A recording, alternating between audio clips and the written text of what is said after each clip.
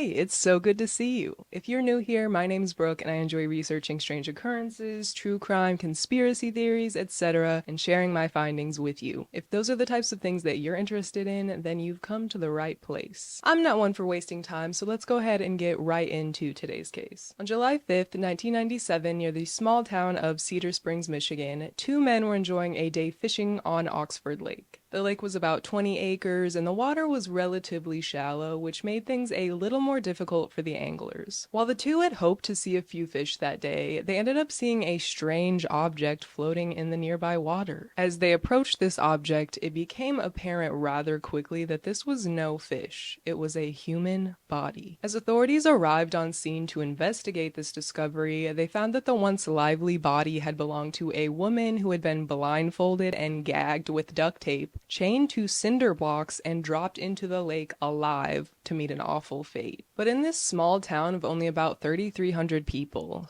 who could have done such a thing, and why? Rachel Helena Timmerman was born in April of 1978 in Cedar Springs, Michigan, to her mother Velda and father Tim. Tim Timmerman, that is quite the name if I do say so myself. Growing up, Rachel and her family experienced many hardships. Her parents had lost two of their infant children, one to SIDS, which is sudden infant death syndrome, and another one passed away not too long after birth due to special needs and complications. After their incomprehensible grief that Velda and Tim had to suffer, the pair decided to divorce, and Rachel and her siblings were raised primarily by their father from that point on. At school, Rachel wasn't the best of student. That's not to say she wasn't intelligent. It can be really hard to focus on your education when you're number one, a kid, number two, you've lost two of your siblings, and three, your family seems to be crumbling under the pressure of it all. To make matters worse, Rachel was subject to a lot of bullying at school, and it just generally wasn't a place she felt productive or even welcome. At 17, Rachel had begun dating a boy, and it wasn't long before she discovered that she was pregnant. This caused even more trouble for Rachel, who felt like everything in her life was going south. Not much later, she was arrested for minor possession of marijuana and was luckily only put on probation. A few months later, Rachel gave birth to baby Shannon Dale, and as soon as she held her daughter in her arms, her life didn't seem so convoluted. This new life that she had brought into the world lit a fire under Rachel, and she knew that she needed to pick herself up and build a better life for Shannon. Rachel and Shannon lived with her father, who helped out with childcare while Rachel went to work at a local restaurant in order to save up enough money to start this better life for the mother-daughter duo. Everyone who knew Rachel was extremely proud of her for stepping into her new role as a mother and taking it seriously. No more funny business. On August 6th, 1996, 18-year-old Rachel, who had been pouring herself into work and motherhood, was relieved when family friend Wayne Davis and classmate Marvin Gabrion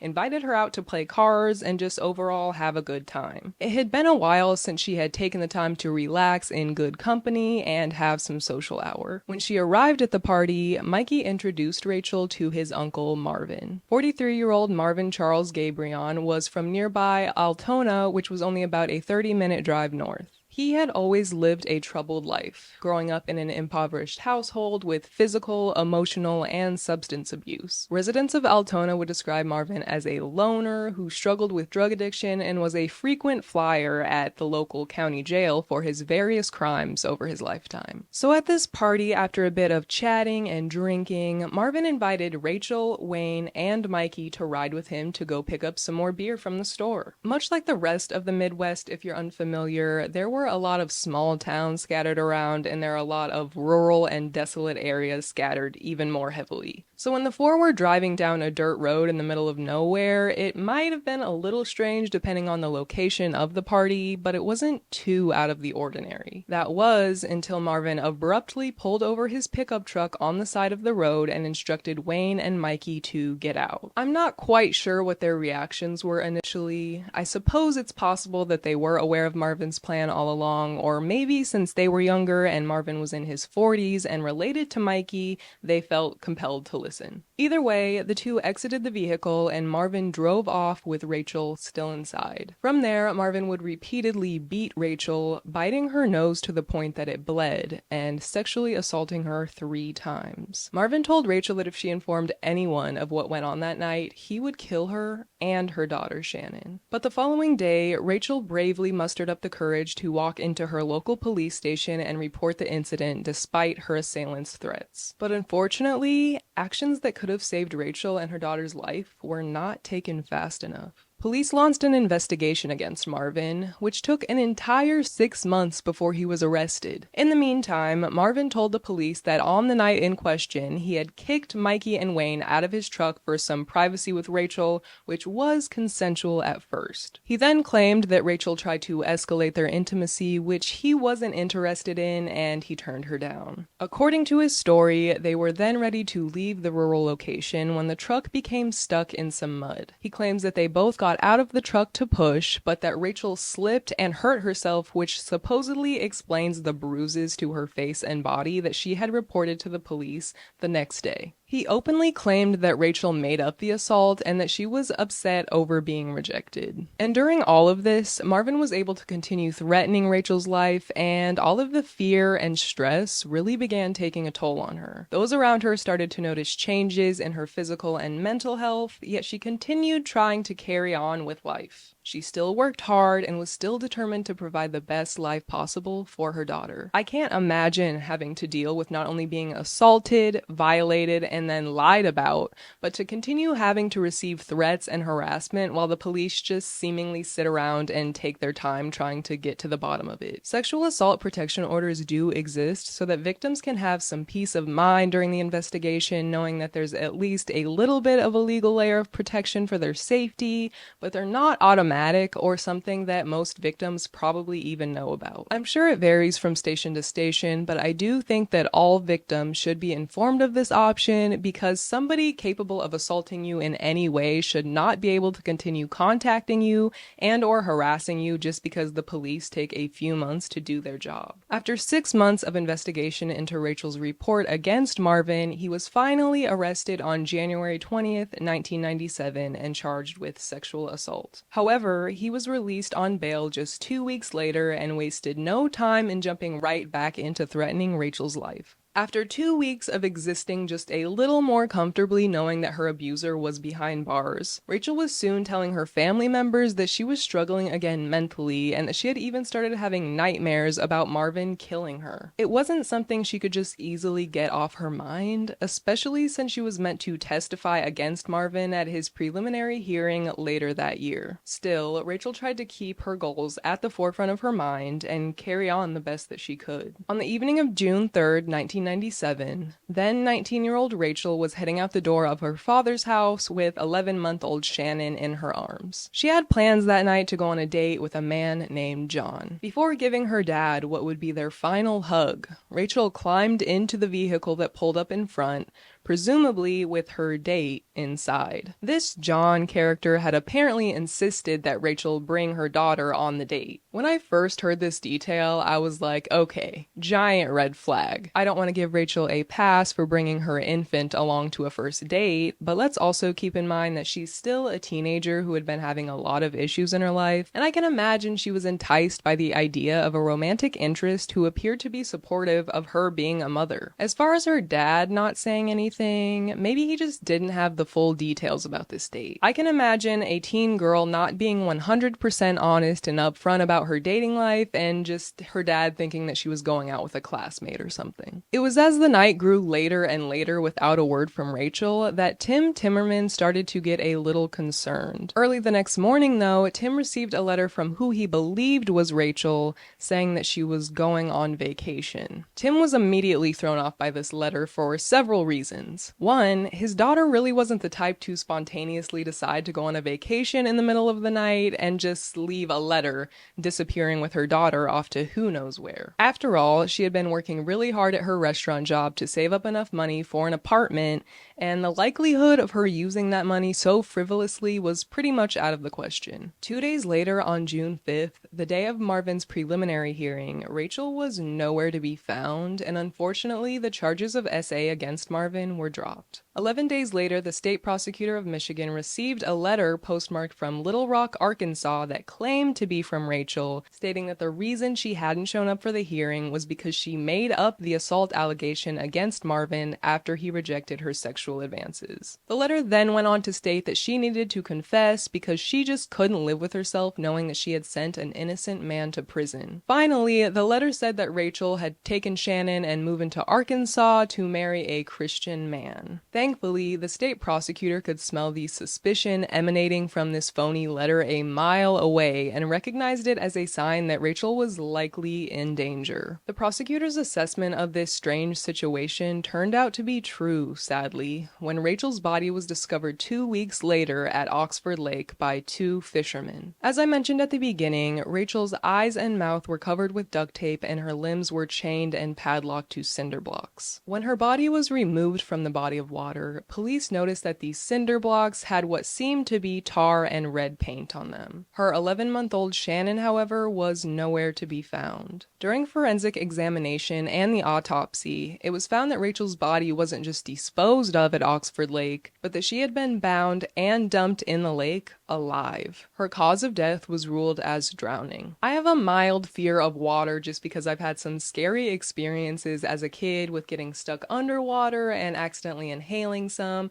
and it just burns so bad. Now combine that with being weighed down by cement, and who knows what else happened to her beforehand, and I cannot imagine how she must have felt in her final moments. What a horrific experience to even visualize, let alone experience. Police were pretty positive that Marvin had something to do with Rachel's tragic death, considering the upcoming legal proceedings that were to take place just 2 days later. But upon further examination of Rachel's body and the crime scene, police were having an extremely difficult time linking Marvin to the crime since there was really no physical evidence that had anything to do with him. The only evidence that police had found pointing towards a suspect was a piece of hair found on Rachel's body, but it didn't belong to Marvin. So he continued to roam the earth free, and police continued trying to piece together what evidence they did have. Later that same month, a man named John Weeks, who was both a friend of Rachel and an acquaintance of Martin, went missing. John was later identified to be the same John who picked Rachel and Shannon up the night of their disappearance. Coincidence? I think not. Police, seeing this as the connection to Marvin that they'd been waiting for, really started to zero in on him, and they found some pretty useful information. Marvin had begun using the name Robert Allen in several aspects of his life, and this just wasn't a random pseudonym to get around the recent allegations that had been following him. Oh no, Robert Allen was a man experiencing homelessness who had seemingly vanished off the face of the earth 2 years prior to all of this happening. Going by a fake name or somebody else's name in this case isn't necessarily illegal depending upon the situation, but what Marvin was found doing was extremely illegal. Marvin had been going to this post office posing as Robert Allen and collecting his social security checks each and every month. Eventually, a post office employee became suspicious and tipped off police, who set up a sting operation outside of the New York post office on October 14th. As Marvin walked out of the post office with his fraudulently obtained money, police arrested him and charged him on social security fraud. The following year, in July of 1998, Marvin was sentenced to 5 years in prison for fraud, yet he was still considered innocent in Rachel's murder. Thankfully, police continued to investigate Rachel's murder, and their suspicions still rested on Marvin, who wasn't going anywhere anytime soon. When asking those who knew Marvin about his character, they described him as a violent man who often threatened to shoot his neighbors. There were at least 2 occasions where Marvin had set fire to the neighbor's house after minor disagreements. Not that a major disagreement would merit burning someone's house down, but you get the picture. Dude was not quite emotionally stable. On one occasion, a neighbor was having a house party and invited Marvin. Marvin started getting a little too rowdy and probably intoxicated and was disturbing the other guests. The host then politely asked Marvin to return to his own home, which Marvin happily did, but instead of crawling into bed and sleeping off his alcohol-induced rowdiness, he crawled into whatever area he kept his rifle and started shooting at the house where the party was being held. Another neighbor claimed that while she was getting her 2-year-old into her car, Marvin aimed a rifle at them and then proceeded to get into his truck and follow them for several miles. Yet another neighbor recounted a time where he was playing a friendly game of cards with Marvin, but when the neighbor tried to excuse himself from the game briefly in order to administer medication to a family member, Marvin started beating the neighbor and then assaulted both the neighbor's wife and teenage son. There have been a few cases I've come across in my many years of true crime research, and the amount of times somebody is just acting not only completely unhinged, but undeniably dangerous and nothing is done about it is astonishing. How are you out here in society free as a bird when you've threatened and even done violent things to people, but people get thrown into jail for much less? And then when the guy finally flies off the handle and actually hurts somebody, the same officers that responded to all of these minor calls will just be like, yeah, he was just crazy and we didn't see any of this coming. During interrogations, witnesses at Oxford Lake claimed to have seen Rachel with Marvin and another man who was likely John Weeks there the day after her dad had last seen her. They noted that Marvin was driving a pickup truck with a boat hitched to the back. 2 days later, Marvin's neighbor saw him park his boat in his driveway,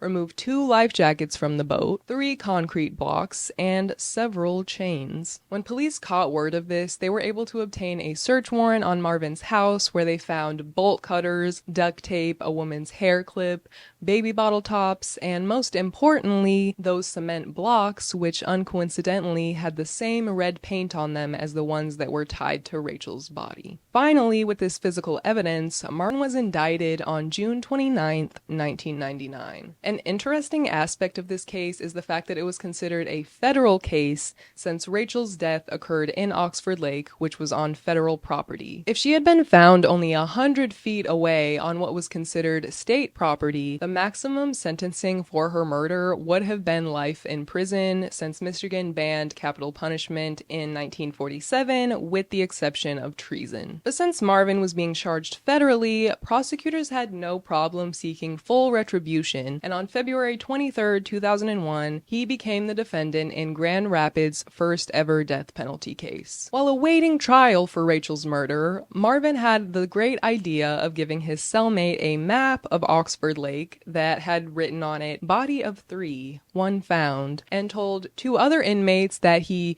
killed the baby because there was nowhere else to put it. Extremely weird and disturbing flex, if you ask me. The baby probably should have been in Rachel's care with both of them safe in their home, but I guess that wasn't an option that crossed his mind at any point. During his trial, the federal prosecutor made sure to make it apparent to everyone in the courtroom that Marvin was giving him a menacing death glare the entire time. While attorney David Stebbins was giving his opening statements, citing that Marvin had become suspicious, paranoid, and mentally incapacitated due to drug addiction and repeated head trauma throughout his life, something snapped. Marvin had to be physically carried out of the courtroom after he leapt out of his chair, yelling incomprehensible words, and punched David Stebbins, later accusing him of being a liar. Yeah, I've never been on trial for anything, let alone murder, but I think it's pretty safe to say that punching an attorney in the courtroom isn't going to help your case whether he was lying or not, which something tells me he wasn't. That is especially ironic considering the fact that his own defense used the exact same excuses, saying that Marvin's crimes were due to his childhood abuse and head trauma from multiple car accidents. I'm not too good at math, but some here ain't adding up. Finally, in 2002, Marvin was convicted in the death of Rachel Timmerman and eventually sentenced to death. The jury was unanimous on granting the death penalty, and even Rachel's dad, Tim, who was previously against capital punishment,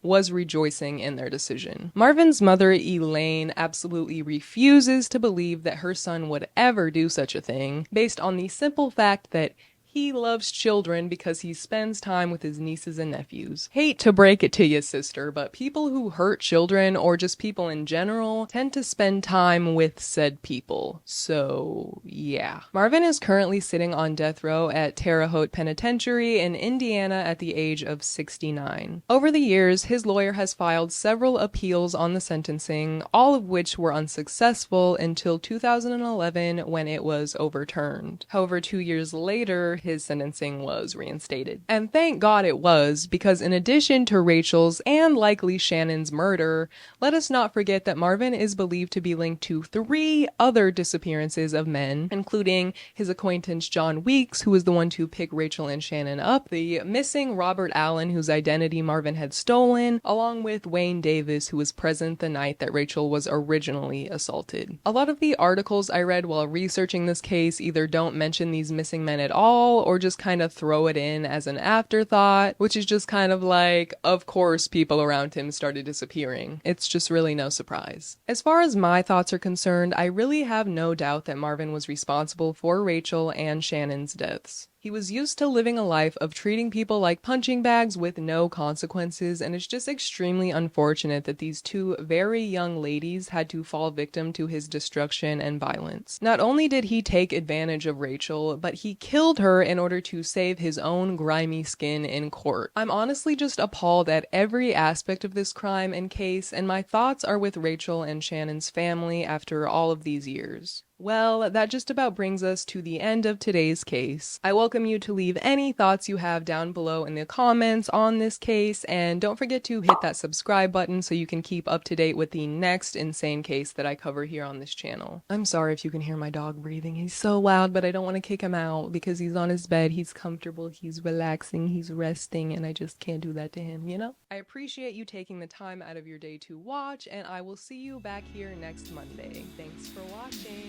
Bye!